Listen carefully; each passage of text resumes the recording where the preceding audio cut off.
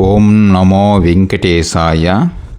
గోపి గరుడ motivation YouTube channel మీరు అందరూ subscribe చేసుకోండి. కొత్త ఛానల్ని. ఈరోజు బొక్కసంపాలెంలో శివాలయం గురించి ఆ చరిత్ర తెలుసుకుందాం. స్వామిని అడిగి మీకు ఆడియో రూపంలో పెడతానండి. ఓం నమ శివాయ. శ్రీకాళహస్తీశ్వర స్వామి దేవస్థానానికి అనుబంధ ఆలయం కామాక్షి అంబ సమేత శ్రీ కోదండరామేశ్వర స్వామి దేవాలయం బొక్కసంపాళెం.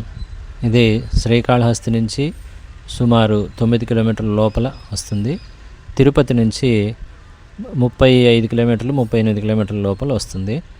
ఇది రాముల వారి ప్రతిష్టగా ఇక్కడ ఆలయాన్ని చెప్తారు. రాముల వారు రావణాసుర సంహారం తర్వాత లంక నుంచి తిరిగి అయోధ్యకు బయలుదేరినప్పుడు ఆయనకు ఒక సందేహం ఏంటంటే, ఇప్పటి వరకు నాకు రాజ్యపాలన లేదు, తల్లిదండ్రుల సేవా భాగ్యం లేకుండా ఈ అరణ్యవాసాలు వనవాసాలు వీటితో గడిచింది. ఇప్పుడు నేను తిరిగి రాజ్యానికి వెళ్తున్నానే కానీ నాకు ఇప్పుడైనా ఆ సేవా భాగ్యం ఉన్నదా అన్నది ఆయన సందేహంట. అప్పుడు తనతో ఉన్నటువంటి ఋషివర్యులతో పెద్దవాళ్ళతో ఆయన సందేహాన్ని చెప్తే వాళ్ళు ఆలోచించి అసలు మీకు ఈ సందేహం ఎందుకు కలిగింది అని అడిగారట. అందుకు ఆయన వండుకొని, రావణాసురుడు అపారమైన శివభక్తుడు, పైగా బ్రాహ్మడు, నాకు మళ్ళీ ఈ బ్రహ్మత్యాపాతక దోషం కావచ్చు, ఈ శివ భక్తుడైనటువంటి రావణాసురుని సంహరించిన దోషం కావచ్చు, వీటి వల్ల మళ్ళీ నాకు ఇప్పుడైనా ఈ రాజ్యపాలన భాగ్యం తల్లిదండ్రుల సేవా భాగ్యం అన్నటువంటిది ఉన్నదా అన్నది నా సందేహం చెప్పారట ఆయన.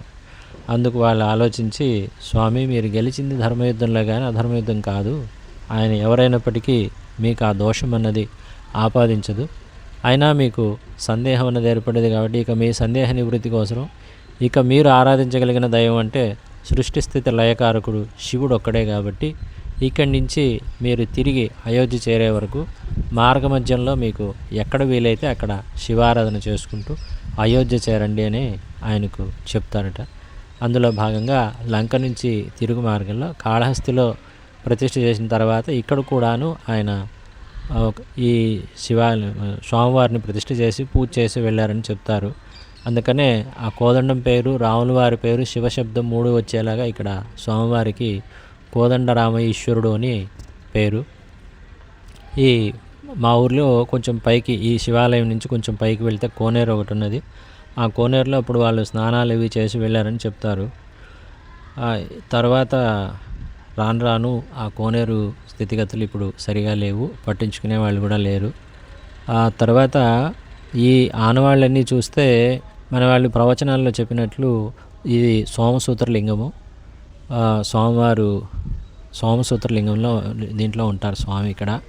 తర్వాత ఇక్కడ వచ్చినటువంటి భక్తులు కూడాను వాళ్ళ కోరికలు కోరుకున్నటువంటి వాళ్ళు, ఫలించినటువంటి వాళ్ళు కూడాను ఎక్కడెక్కడి నుంచో వచ్చిన వాళ్ళు కూడా మళ్ళీ తిరిగి వచ్చి స్వామివారిని దర్శనం చేసుకుని, మేము పలానా టైంలో వచ్చినప్పుడు మేము దర్శనం చేసుకుని కోరుకున్నాము, మా కోరికలు ఫలించాయని కూడా చాలామంది వస్తూ ఉంటారు.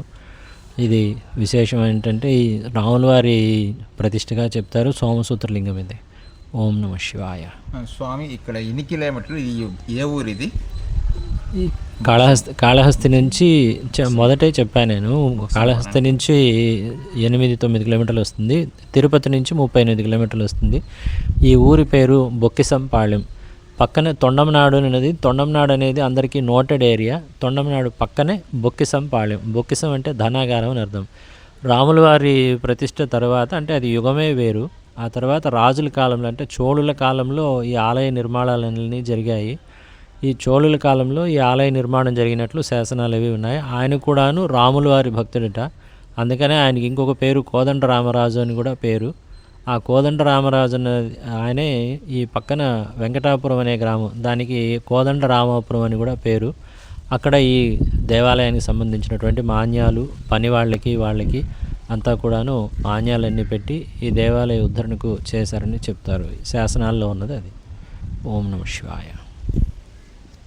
బొక్కసంపాలెం టెంపుల్లో ఆలయ అర్చకులకి చెప్పినందుకు స్టోరీ ధన్యవాదములండి. భక్తులు కూడా దూర ప్రాంతాల నుంచి ఈ ఆలయానికి వస్తుంటారండి. వచ్చి చూసి తరించి వస్తుంటారండి. ఎంత బాగుందని అనుకుంటుంటారండి.